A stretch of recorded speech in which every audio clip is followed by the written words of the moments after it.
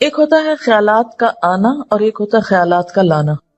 آنے والوں کو تو آپ روک نہیں سکتے, پاسبل ہی نہیں. اور ایک ہوتا ہے خود انوائٹ کرنا, کسی کو بلانا, دعوت دینا, اس کو آپ بہرحال کنٹرول کر سکتے ہیں. اب جو بن بلائے آ جاتے ہیں ان کو آنے دیں, ان کو آپ اگنور کر دیں, کیونکہ ہمارا دماغ ایسی چیز ہے کہ جو کانسٹنٹلی کام کرتا ہے, تو رکتا نہیں ہے. آپ سو رہے ہوں تب بھی وہ خوابیں دیکھتا رہتا ہے, آپ جاگ رہے ہوں, آپ کسی سے بات کر رہے ہوں تو ضروری نہیں کہ آپ کی پوری توجہ وہاں ہو. بہت دفعہ ایسا ہوتا ہے کہ بات کرتے ہوئے آپ کا دھیان وہاں بھی ہوتا ہے اور کہیں اور بھی ہوتا ہے. ہاں؟ تو ان تمام چیزوں پر جو خیالات تو خود بخود آ رہے ہیں وہ آتے رہیں گے, اس کو نہیں آپ روک سکتے. مثلا کانوں کے اوپر تو آپ کیا کرتے ہیں, ہاتھ رکھ سکتے ہیں, آنکھوں کو بند کر سکتے ہیں, زبان بند کر سکتے ہیں, لیکن دماغ کے خیال کا کیا کریں؟ کوئی ڈھکنا نہیں دے سکتے, کوئی سوئچ نہیں آف کر سکتے. وہ تو خدا نخواستہ آف ہوا تو پھر تو گئے, آن نہیں ہو سکتا پھر. اب یہ بڑی مشکل ہے. اس لیے ان کے پیچھے نہ پڑے, ان کو زیادہ سوچے نہ, ان کو اہمیت نہ دیں, ان کو اپنے اوپر حاوی نہ ہونے دیں, ان کا تذکرہ نہ بہت زیادہ کریں. کہ کچھ لوگوں کو میں نے دیکھا وہ ہر ایک کو لے کے بیٹھ جاتے ہیں, میں کیا کروں, میرے تو خیال بہت آتے ہیں نماز میں. کسی کے پاس کوئی جادو کی چھڑی نہیں کہ جو ایک آپ کو لگائے گا اس وقت اور آئندہ آپ کے خیالات نہیں آئیں گے. اس لیے آپ ان کا تذکرہ زیادہ نہ کریں, just take it easy, normal لیں. تو ہوتا ہی ہے تو آئیں گے, لیکن یہ نہ کریں کہ کوئی ایک خیال آ گیا ہے تو پھر اس کے آگے اور سوچیں, مثلا اپنے کاموں کی پلاننگ وہاں کھڑے ہو کے شروع کر دیں. اور فرض نمازوں میں ایسا نہیں ہو سکتا, ایسا نہیں کیا جا سکتا. نفل میں اگر ہو جائے, جیسے حضرت عمر رضی اللہ تعالیٰ عنہ جو فوجوں کو ترتیب دینی ہوتی تھی تو نفل نماز شروع کر دیتے تھے. تو نوافل کی حد تک ٹھیک ہے, لیکن فرض میں نہیں. پھر آپ دیکھیے کہ اگر آپ بدل بدل کے صورتیں پڑھیں گے, قرآن پاک کا کچھ حصہ ساتھ ساتھ یاد کرتے رہیں گے, تو آپ دیکھیں گے کہ اس سے بھی فرق پڑتا ہے, چینج سے یکسوئی آتی ہے. مثلا ایک جگہ آپ کھڑے ہیں یا ایک جگہ آپ کام کر رہے ہیں تو بعض اوقات آپ کام نہیں کر پاتے اور بار بار آپ کو خیالات تنگ کرتے ہیں. اپنی پڑھائی کے دوران بھی آپ نے دیکھا ہوگا, آپ تھوڑی سی پوزیشن چینج کر لیتے ہیں, جگہ بدل لیتے ہیں, اٹھ کے جا کے پانی پی کے آ جاتے ہیں, یہ کچھ تو اس سے پھر فرق پڑ جاتا ہے. اسی طرح اگر آپ تلاوت یعنی قرآن پاک کا وہ حصہ جو نماز میں پڑھ رہے ہیں اگر آپ اس کو تبدیل کرتے رہیں تو فائدہ ہوگا. اس کے لیے طریقہ کیا ہو, کیونکہ آپ نے دیکھا ہوگا کچھ قرآن پاک آپ نے یاد کیا پھر وہ آپ کو بھولنے لگا. کوئی صورت اگر کچھ دن تک نہیں پڑھی, اگلے دن نماز میں پڑھنے کھڑے ہوئے وہ اٹکنا شروع ہو گیا, آپ نے تنگ آ کے چھوڑ دی. ایسی چیزیں بہت نیچرل ہوتی ہیں. اس کا علاج کیا ہے, ایک پاکٹ سائز کا چھوٹا سا قرآن پاک کا نسخہ جو ہے وہ نماز کے وقت میں قریب رکھ لیں. میں نے ایک باسکٹ سی بنائی ہوئی, تو آپ کیا کریں, دعاؤں کے کارڈز, تسبیح اور جو قرآن پاک کا نسخہ, اگر آپ چشمہ لگا کے پڑھتے ہیں تو چشمہ, یہ ساری ضروری چیزیں جو ہیں اس کے اندر موجود ہوں. وہ آپ اپنے بیڈ روم میں, اپنے وارڈ روم میں کہیں ایک جگہ پر اس کو رکھ لیں. جو ہی نماز پڑھنے لگے جائے نماز بچھائی اور اٹھا کے وہ ٹوکری پاس رکھ لی. اچھا سنت پڑھ لی آپ نے, اب آپ نے ارادہ کیا کہ میں آج فلاں سورت پڑھوں گی اور آپ کو بھولی ہوئی ہے یا آپ سمجھتے ہیں کہ آپ کو یاد دہانی کی ضرورت ہے. کئی کئی جگہ ہوتے ہیں نا وہ شبے پڑ جاتے ہیں, تو آپ کیا کریں, شروع کرنے سے پہلے 1 سیکنڈ کے لیے ان جگہوں پر دیکھ لیں, اس کو پھر رکھ لیں, پھر آپ نماز پڑھیں. آپ انشاءاللہ وہ سورت بہتر طور پر پڑھ پائیں گے. جب آپ پڑھیں گے تو آپ دیکھیں گے کہ آپ کی واقعی نماز میں خوشی پیدا ہوگی, کیونکہ کچھ عملی تدابیر بھی ہوتی ہیں کہ یکسوئی والی جگہ ہو لیکن ساتھ ایسی چیزیں موجود ہوں. مثلا اگر آپ نوافل پڑھ رہے ہیں اور آپ تھک گئے ہیں بیچ میں, تو بجائے اس کے کہ اپنے اوپر زور زبردستی کر کے پھر کھڑے ہو جائیں, آپ بیچ میں تھوڑا بیٹھ بھی سکتے ہیں, یا یہ کہ سلام پھیر کر آپ دعاؤں کا کارڈ نکالیں, کچھ دعائیں پڑھ لیں, اس میں آپ ریلیکس بھی ہو جائیں گے اور ساتھ یہ ہے کہ دعائیں بھی مانگی جائیں گی اور اگلے 2 نفل جو ہیں وہ زیادہ یکسوئی کے ساتھ پڑھے جائیں گے. تو اس طرح کی کچھ عملی تدابیر جو ہیں وہ آپ کی نماز کو اچھا کر دیتی. اسی طرح اگر ماحول کو تھوڑا اور خوشگوار بنائیں, مثلا یہ کہ جائے نماز کے اوپر اگر آپ تھوڑا سا عطر لگا لیں, یا یہ کہ آپ اس کو جھاڑ پٹک کے رکھیں, کچھ عرصے بعد اس کو دھو لیں, صاف کر لیں. تو یہ جو پاکیزگی اور صفائی کے جو مرحلے ہیں نماز کے ساتھ, لباس کے علاوہ, جسم کے علاوہ جگہ کی صفائی, اس سے بھی نماز میں خشوع آتا ہے. کیونکہ اگر آپ ایسی جگہ پہ نماز پڑھیں جو اسمیلی ہے یا جہاں گھٹن ہے یا جہاں کوئی آکسیجن نہیں ہے, تو اس سے بھی کیا ہوگا کہ آپ کو ایک دم جمائیاں آنے لگیں گی, آپ کو نیند آنے لگے گی, آپ کے اندر ایک بیزاری کی کیفیت ہوگی. تو کن چیزوں سے پھر بچنا ہے, مثلا نمبر 1 ہلنا نہیں, نمبر 2 مختلف سمتوں میں جھکنا نہیں. کیسے؟ یعنی یہ نہیں کہ کبھی دائیں ٹانگ پہ کھڑے ہو جائیں کبھی بائیں ٹانگ پہ کھڑے ہو جائیں, یہ نہیں کرنا. ٹھیک ہے, اگر شروع میں آپ کو بہت لمبی نماز کی عادت نہیں تو مختصر پڑھنا شروع کریں, لیکن ہلے بغیر. کپڑوں کو بار بار سمیٹے نہیں, نہ ان کو جھاڑیں. ایسا دوپٹہ یا ایسا لباس نہیں پہنے کہ جو بار بار گرے اور بار بار آپ اس کو سمیٹنے میں مصروف ہوں. پھر اسی طرح جائے نماز کو درست طریقے پہ بچھائیں. یہ نہیں کہ نماز کے بیچ میں ہی آپ اسے ٹھیک کرنا شروع کر دیں. ایسی جائے نماز پہ کھڑے مت ہو کہ جو ہر دفعہ میں اکٹھی ہو جائے اور ہر دفعہ میں آپ اس کو سیدھا کر رہے ہیں. جس چیز پر آپ نماز پڑھتے ہیں اس کو بھی درست کرنے کی ضرورت ہے, وہ بھی مددگار ہے. اسی لیے آپ صلی اللہ علیہ وسلم نے نماز کے وقت سامنے نقش و نگار اور جائے نمازوں کے اوپر نقش و نگار اور ان چیزوں کو ناپسند کیا ہے, کیونکہ یہ بھی نماز میں خلل انداز ہوتے ہیں.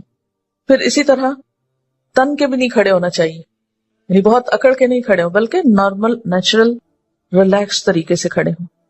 پھر اسی طرح نماز میں جمائیاں لینا اور لیتے چلے جانا نہیں, ان کو کنٹرول کریں. اسی طرح جلدی جلدی کرنا, کیونکہ خشوع کیا ہے؟ سکون. اور سکون میں کیا ہے کہ آپ جب قیام کریں تو ہلنا بند کر دے, رکوع کریں تو اتنی دیر رکوع کریں کہ جسم ہلنا بند کر دے, رکوع سے جب اٹھیں تو کھڑے ہو کر دوبارہ اتنا کھڑے ہوں کم از کم کہ آپ کا جسم ہلنا بند کر دے. پھر جب آپ سجدے میں جائیں ٹک جائیں اور اس وقت سر اٹھائیں جب تسبیحات پوری ہو چکی ہوں اور ہلنا بھی ختم ہو چکا. یہ نہیں کہ آپ ایک کانسٹنٹ موومنٹ میں کھڑے ہوئے تو رکوع میں ہلتے ہلتے پھر کھڑے ہو گئے, پھر سجدے میں ابھی ہلنا بند نہیں تو پھر کھڑے ہو گئے اور پھر واپس پلٹ گئے. یہ ماری ماری نماز جو ہے جلدی کی, اس سے قطعاً خشوع نہیں آتا. خشوع کے لیے آپ کو ٹھہر ٹھہر کر آہستہ نماز پڑھنی ہوگی.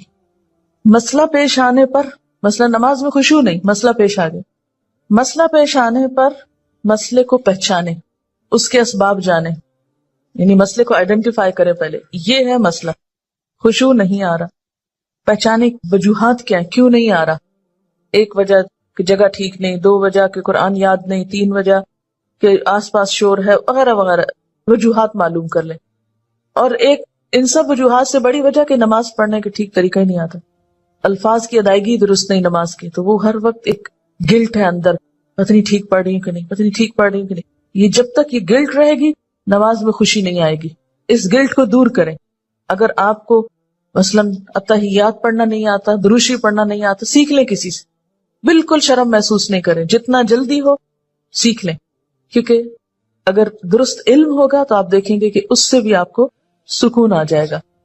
سارے مسائل کی وجوہات جانیں اور پھر ایک ایک کر کے وجہ کو دور کرنے کی کوشش کریں. اگر آپ سمجھتے ہیں کہ وجہ دور آپ سے خود نہیں ہو رہی تو کسی سے مشورہ کر لیں, اس مسئلے کا حل کیا ہو سکتا ہے. لیکن مسئلے کو سب سے پہلے آپ خود پہچانیں. کبھی یہ نہ کہا کریں بار بار مجھے نہیں پتا کہ یہ کیوں ہے. نہیں, کیوں نہیں پتا, پتا ہونا چاہیے. اللہ نے آپ کو عقل دی, سمجھ دی, جاننے کی کوشش کریں. اور پھر اس کے بعد یہ ہے کہ اس کا حل کریں, اور اس معاملے میں بے صبری نہ کریں. بہت سے مسائل کے حل میں وقت لگتا ہے, اس وقت کو اویل کریں اور صبر کے ساتھ آہستہ آہستہ آپ دیکھیں گے کہ انشاءاللہ وہ مسئلہ حل ہوتا جائے گا. اور سب سے بڑی بات یہ کہ پھر اللہ تعالیٰ سے خوب خوب دعا کریں کہ اللہ تعالیٰ تو میری نماز میں خشوع دے دے, مجھے نماز کا شوق دے دے, مجھے نماز کی محبت دے دے, نماز کو میری آنکھوں کی ٹھنڈک بنا دے. اس طرح کی جو بھی دعائیں آپ کے دل میں آئیں, آپ دیکھیے کہ مانگنے کے لیے آپ کے اندر سے بات اٹھنی چاہیے نا. دعا کوئی مصنوعی چیز نہیں ہے کہ کوئی مانگ رہا تو آپ اس کو دیکھ کے آپ بھی شروع کر دیں. اس کی ضرورت آپ کو خود محسوس ہونی چاہیے کہ یہ چاہیے مجھ کو, یہ مانگنا ہے مجھے, اس کے بغیر میرا گزارا نہیں ہو رہا. تو جس طرح دنیا کی چیزوں کے لیے ہم تڑپ تڑپ کے مانگتے ہیں, اسی طرح دین کے لیے بھی, اپنی آخرت کے لیے بھی تڑپ تڑپ کے مانگنا سیکھیں. انشاءاللہ آپ دیکھیں گے کہ اللہ تعالیٰ کی رحمت بہت قریب ہے. ہوتا یہ کہ جب ہم نماز میں لطف اٹھاتے ہیں تو ایک نماز کا اچھا پڑھنا آئندہ کی نماز کے لیے خود بخود انتظار کی کیفیت پیدا کر دیتے ہیں نا, کیونکہ آپ نے اس کو انجوائے کیا ہوتا ہے. اور اگر ایک نماز آپ نے خراب پڑھی تو اس کے بعد دل پہ بوجھ پڑتا ہے, اس بوجھ سے گلٹ آتی ہے اور پھر انسان کہتا ہے کیا فائدہ, پتہ نہیں پچھلی کا کیا بنا, اب اگلی کیا پڑھوں. بس وہ ایک پھر ڈگمگانے کی اور کشمکش کی کیفیت پیدا ہو جاتی. تو ہر نماز اپنی جگہ اہم ہے اور ہر نماز کے اندر ایسی کوشش ضروری ہے جو اگلی نماز کے لیے ایک تیاری بن جائے یا ایک گراؤنڈ پریپیئر کر دے یا اس کے لیے ایک بنیاد بن جائے. حضرت علی رضی اللہ تعالیٰ عنہ فرماتے ہیں کہ دائیں بائیں التفات یعنی گوشہ چشم سے دیکھنے سے بچنا خشوع ہے. یعنی نماز میں کھڑے ہو کر دائیں بائیں نہیں دیکھنا، ادھر ادھر نہیں دیکھنا، اور آنکھوں کے کناروں سے بھی نہیں دیکھنا. جو اس سے بچ جائے گویا وہ خشوع کی حالت میں ہے. حضرت عطا فرماتے ہیں کہ بدن کے کسی حصے سے نہ کھیلنا خشوع ہے. یعنی نماز میں بے وجہ کھجانا یا کپڑے ٹھیک کرنا، ہلنا جلنا، آگے پیچھے ہونا، کبھی ٹانگ اٹھانا، کبھی انگلیاں مروڑنا، کبھی کچھ کرنا، کبھی ایک ٹانگ پہ بوجھ ڈال کے کھڑے ہو جانا، یہ سب چیزیں خشوع کے خلاف ہیں. حضرت ابو ذر رضی اللہ تعالی عنہ سے روایت ہے کہ رسول اللہ صلی اللہ علیہ وسلم نے فرمایا اللہ تعالیٰ نماز کے وقت اپنے بندے کی طرف برابر متوجہ رہتا ہے جب تک وہ دوسری طرف التفات نہ کرے. یعنی بندہ جب رب کی طرف متوجہ رہتا ہے تو رب بھی بندے کی طرف متوجہ رہتا ہے. جب وہ دوسری طرف التفات کرتا ہے یعنی گوشہ چشم سے دیکھتا ہے تو اللہ تعالیٰ اس سے رخ پھیر لیتے ہیں. یعنی آپ کا دھیان اگر اللہ کی طرف رہا تو اللہ کی توجہ بھی آپ کی طرف. جو ہی آپ نے ادھر ادھر منہ کیا، توجہ کی، اللہ نے بھی اپنا رخ پھیر لیا. نبی کریم صلی اللہ علیہ وسلم نے حضرت انس کو حکم دیا کہ اپنی نگاہ اس جگہ رکھو جس جگہ سجدہ کرتے ہو، اور یہ کہ نماز میں دائیں بائیں التفات نہ کرو. یعنی نماز کو خشوع کیا ہے؟ نگاہیں سجدے کی جگہ ہوں. اگر آپ اس عمل میں کامیاب ہو جائیں تو یقین مانے آپ کی نماز میں خشوع آ جائے گا. بہت سے لوگ یہ سمجھتے ہیں کہ شاید آنکھیں بند کر کے نماز پڑھنے سے زیادہ خشوع آتا ہے.